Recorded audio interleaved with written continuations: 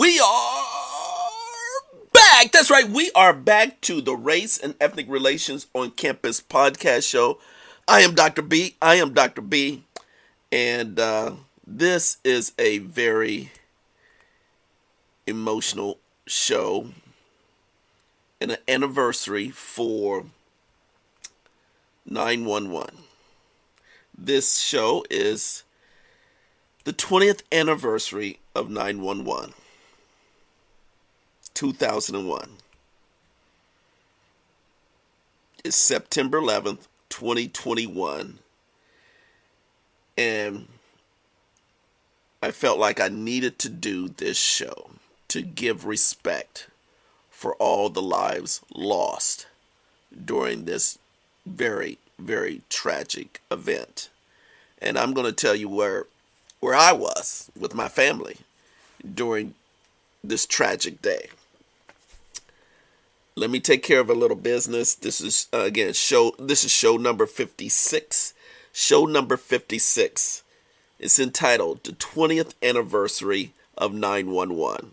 I am Dr. B, and I want to thank my platform, Podbean. I want to thank Amazon Prime, Audible. I want to thank Apple Podcasts, Google Play, Listen FM, Spotify, and all the various platforms out there. It's not easy to do this show, particularly at the end of the day. Actually looking at all the ceremonies through the day, particularly in the morning when I saw the different ceremonies in New York City, in Pennsylvania, and over in the Pentagon, and then all the events happening after that. But just think, I'm in the show right now. Just think about for those, and what I realized through this day. We have to realize it was 20 years ago. A lot of folks were not born 20 years ago. A lot of my college students were just maybe born, but have no recollection of it, obviously, because they were just kids, little babies and so forth. So it's their parents, their grandparents that experience that event. So I'm reminded of this 20th anniversary that, you feel like, how much do you need to go into it? You need to go into it. You need to spend entire, a day and rest of the year, remembering the fallen lives and the events that occurred. And you try to deal with it in your best space, the best way you can. So for me, Dr. B, 20 years ago, I was with my family, my wife, and 3 kids, living in Frederick, Maryland. When I was working for the National Institute of Health, NIH, in Bethesda, Maryland, like I said, but we lived in Frederick, about 25, 30 miles away. Probably a little bit more than that. It was more than that, about 35 miles away, 40 miles away from Bethesda, where I usually work. It usually takes me 45 minutes to get into work. But on that day, it was a Tuesday. I'm pretty sure it was a Tuesday because I didn't have to go into work that day. Now, remind you, I had 3 young kids at that time, and just my wife and I had a 3rd and final kid, and he was a baby at that time. And where I was at, and I recall vividly where I was at when I received the information that we were under attack. I was actually volunteering at a voting district in Frederick at the local elementary school. It was actually a special election locally. And I was one of the election judges. And it was now in D.C., metropolitan D.C., politics are everything. And like I said, are everything. So that year they had a special runoff of some local politicians, some local agenda, and this was a highly tested type of campaign that needed a vote by the local district, and I was again volunteering as a local judge and loved it. Let me just say, I loved working and volunteering and assisting in helping folks vote. So I was there at early morning, was 6 or 7 o'clock in the morning, and as a district judge or judge, you're supposed to assist individuals when they arrive to the voting place, to assist them in the proper area, to go in the proper area to vote, to get their card, and make sure those who come in, make sure the lines flow very fast. But you're also making aware that everyone who comes in are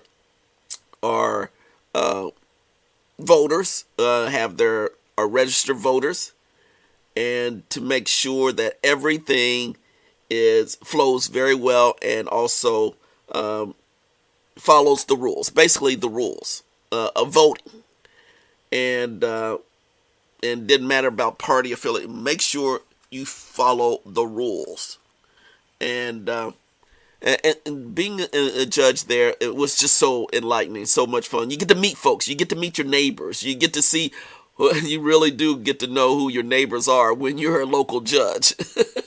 and so I arrived there early in the morning. My wife was at home with our youngest kid, baby, and what is it? I'm gonna get it just a second. Yeah, 4 months old. Our baby was 4 months old, and I had two other kids who were in elementary school, a boy and a girl. They were in elementary school. My wife was with our 4-month-old baby, and everything was going well, fine with the voting that day, that early morning. The lines were consistently flowing. It wasn't overcrowded, but it was consistently flowing, and you can hear. And we're kind of isolated in the school. We don't have much information outside the school. Everything is supposed to be kind of like locked down. You're only supposed to be focused on the voting and the people coming in there and keeping things structured. And then in the late morning, mid-morning, we started to get some news, and you can and I can actually see those who were getting the news, our persons in charge. Their faces looked worried, actually shocked, and I initially didn't know what was going on until the person in charge informed us, not slowly but immediately, that something was going wrong with our country. And you get this big you get this big sickening feeling in your heart, and you start to say, something wrong? Something started to cause you, again, when you're in Washington D.C. area, let me just say this, you get kind of used to things happening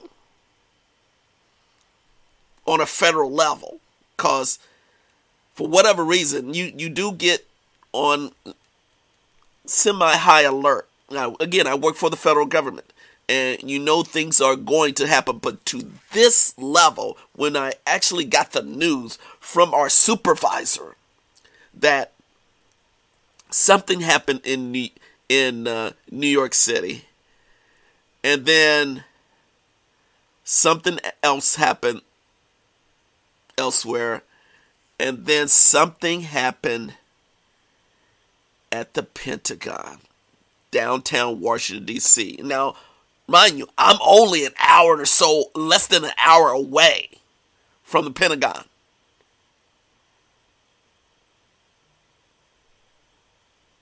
And when I received that news, and you can see the faces, and we had to maintain. Now, here's the thing. As workers, volunteers, we have to maintain our cool a little bit, or continue to move on with our job activities. That is, making sure people vote. When we all took, one by one, we got the news, we was taken aside, got the news that our country was under attack, something happened downtown, your heart start beating. You want to leave. You want to run to find your family to make sure they're protected. And then we had someone saw the news, and I didn't get to see the news there. Again, you don't have televisions inside the voting area, but someone told us the news happened downtown, and that's when I called my wife at home, who was there taking care of our baby, our youngest, and I asked her, "Have you seen the news on TV? Are you safe? Is everything okay at home?" And again, we lived in Frederick, Maryland. We were not that far away from downtown DC and the Pentagon over on the Virginia side, Arlington, Virginia area. You feel helpless, and you immediately start thinking about your family. I immediately start thinking about my family, my wife and kid, and then my kids at the elementary school. Because again, living in the Washington metropolitan area, you are a part of the attack. Because of being in the capital of the United States, you feel vulnerable, very nervous. Yet you have to remain calm. And I can't imagine how the folks felt, those in New York, Pennsylvania, Arlington, Pentagon, who actually lost their lives, all those folks who suffered with the Twin Towers getting hit by these planes. Twin Towers actually coming down. Slowly but surely.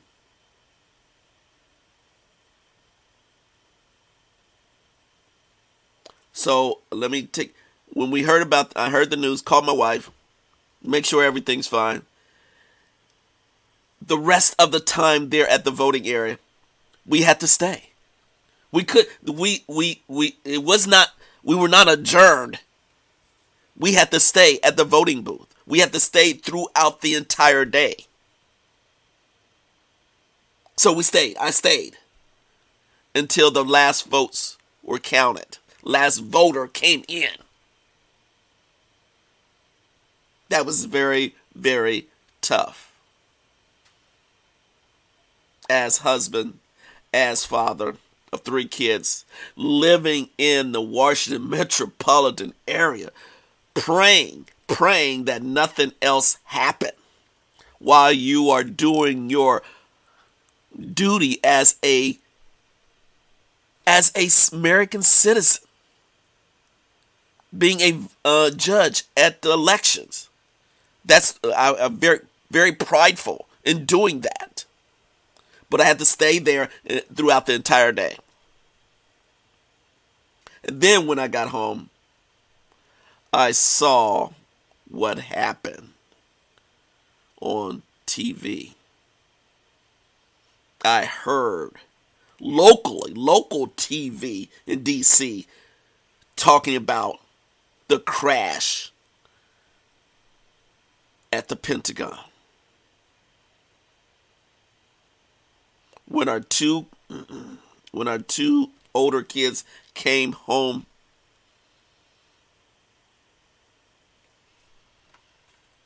got them from school regular time. Schools were not adjourned early, as far as I can remember.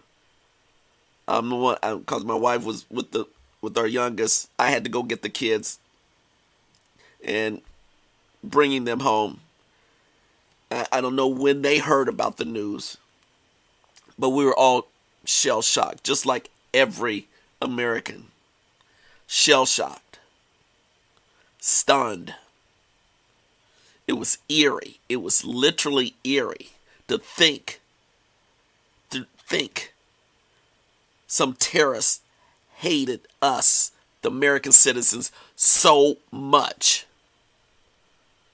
that they would do something like this, killing over thousands of folks of all walks of life, trying to taking down the Twin Towers, trying to take down the Pentagon, trying to take down the other plane, as we finally realized, trying to take down the White House. That's the reason why it crashed in Pennsylvania. Those Americans who fought the terrorists and brought the plane down. It's eerie to think about, but you have to go back in that time and get the stories. And there's so many. And I'm just telling you my story. My story is not near as tragic as so many have I seen share their stories on TV during this 20th anniversary at the site. The families who lost their loved ones.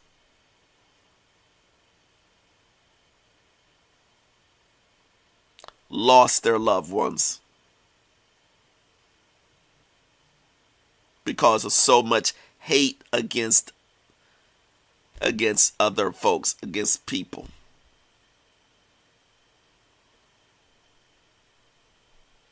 Pure hate to do something like that.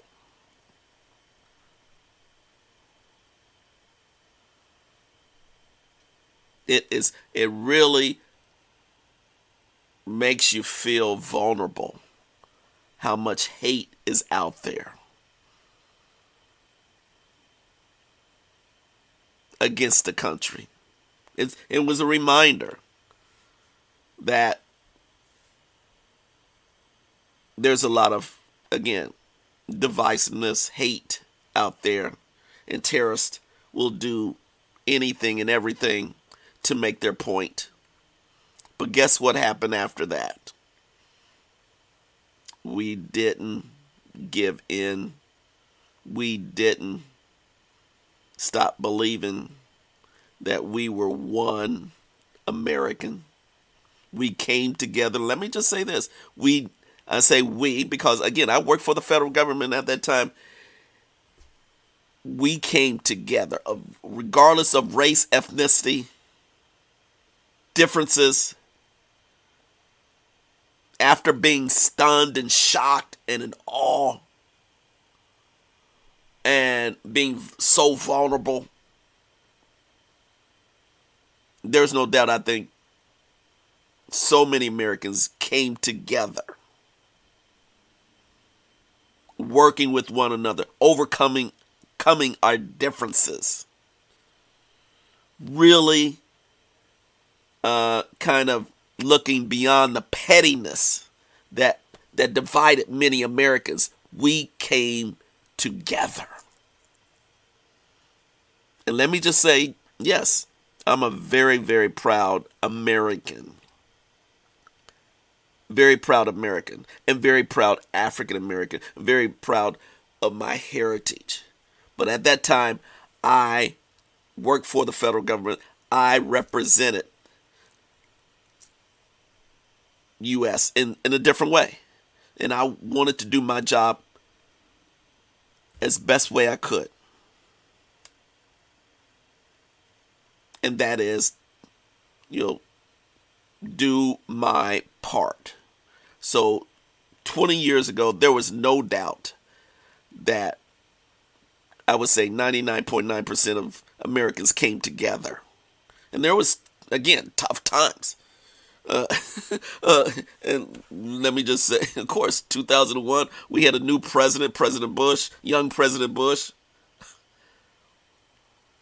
And we came together. And I worked under the administration of I used to work, before then, I was a federal employee. I was employed in 1999. I was working for President Clinton at that time, 1999.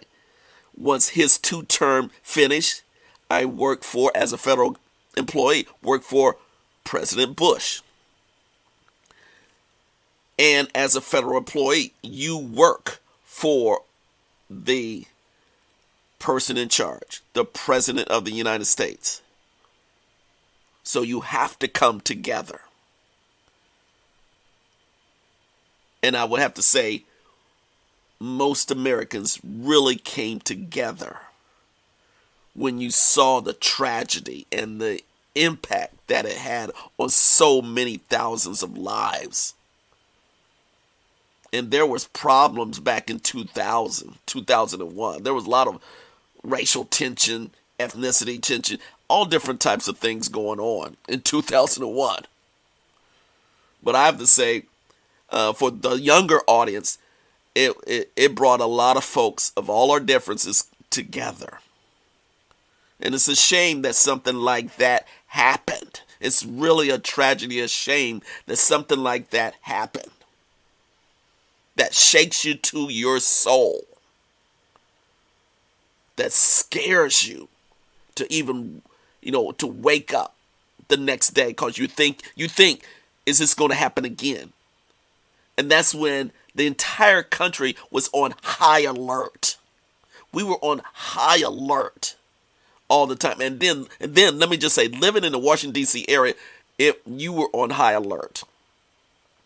And we had so many different things. That's when security went up several notches. Particularly since I worked for NIH, security was at the height. You had to go through all different types of things just to go to work. The next day and the next day and the next day. So we were on high alert. As a federal employee, working for and proudly working for the federal government. Proudly. No doubt. But it did make you nervous that something like that could have happened again. We didn't know. And then let me just say, several days after that event, I took the time because again, the plane hit the Pentagon. I took the time to drive down from Frederick, Maryland. It's only 40, 50 minutes away. Drove to Arlington, drove to Virginia. And I actually saw the portion of the Pentagon that was hit. And everything was roped off. You can still see it from further away. And the security was intense, but you can actually see it up on the hill. And I took my camera, my video camera, and also my still camera, and took several photos and said my prayers. Send my prayers for all the lives lost. And you can see the building. It was charred. It was black on the side where the plane hit. It was, very, very emotional when you actually see it. One of the areas. And I said, I have to go see it. I have to document it. This is, you just don't believe it. You gotta see it. And when I got there, you could just feel the emotion of all the folks looking, staring, feeling nervous, but praying. I said my prayers for all the folks who died there. I will never forget how it looked. I will never forget how it looked. How charred that portion of the Pentagon was.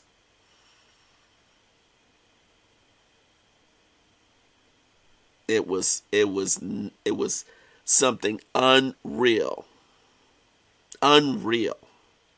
So I actually saw and documented for myself, because I'm a, employee of federal government, but I'm also a researcher, still a researcher. I'm still collecting information, anthropologist. I was put on my hat as a researcher, as a professor, to document that time and place, 2001, September 11th. I had to do it. It wasn't easy. But I went down there, and again, it shakes your soul to the core. And the thing is, you can still feel, at that time, you can still feel residue. It wasn't smoldering or anything, but you could just feel it was blackened on the building. It was charred. It was just, couldn't believe it. And they had a big tarp over one of the main areas, a big tarp, so the general public couldn't see inside, the portion of Pentagon that was destroyed. It just shook me to my soul. So I can't imagine how it was in the Twin Towers. I can't imagine how it was there, but we saw it so many times on the national networks, primarily CNN. At that time, we were watching CNN a lot, 2001. But again, going through something like that, it does change your perspective in life. You appreciate life so much more. You take it day to day. You try to get along with more and more people than ever.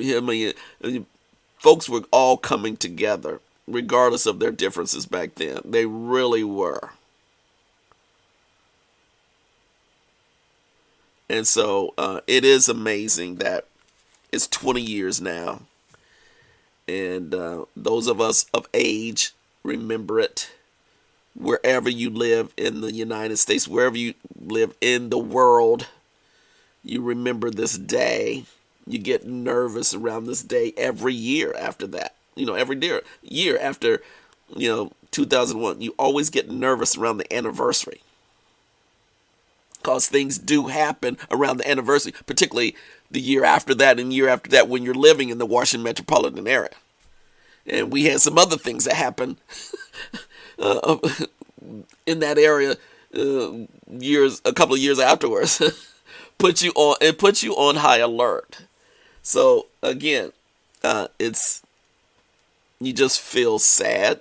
You feel shaken.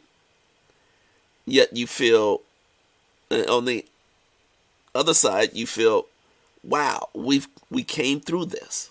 We actually came through this with the best way we could, with flying colors, of how the memorials, that are there. And let me just say, early this morning when I saw the memorial and I saw the presidents come together, President Biden, all the presidents there during the New York ceremony in downtown New York, President Biden, also President Obama was there, President Clinton was there, and then President Bush was in Pennsylvania.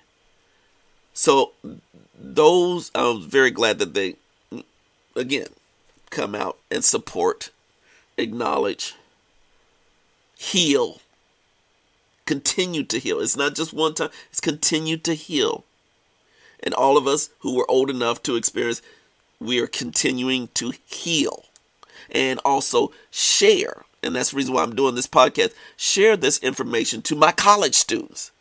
Because my college students did not know what was going on. They hear it, they see it, but again, from me, Dr. B, I just want to tell my college students and all those who are college age, appreciate what you have. Find even better ways to get along with each other. Those who are different than you, find ways. That's what we had to do back in 2001. We, as Americans, got along with each other no matter, what our differences were. We really got along together. So I would say in 2021, find ways to get along with each other, regardless of our difference, regardless of all the stuff that's happening now in 2021. We can find ways to get along with each other. Even when there's folks that really hate us for whatever reason. And I'm not going to go down that road. But as Americans, we have to find ways to get along with each other and get along with other folks in other countries. And so we can continue to move forward, continue to heal. And so that nothing like this ever happens again. I pray that nothing like this ever happens again. And we got to continue to remind ourselves about this tragic event, continue to heal, continue to find ways to come together. Come together. Day in, day out. And I know we can, and I know we have done it. Let's continue to do it.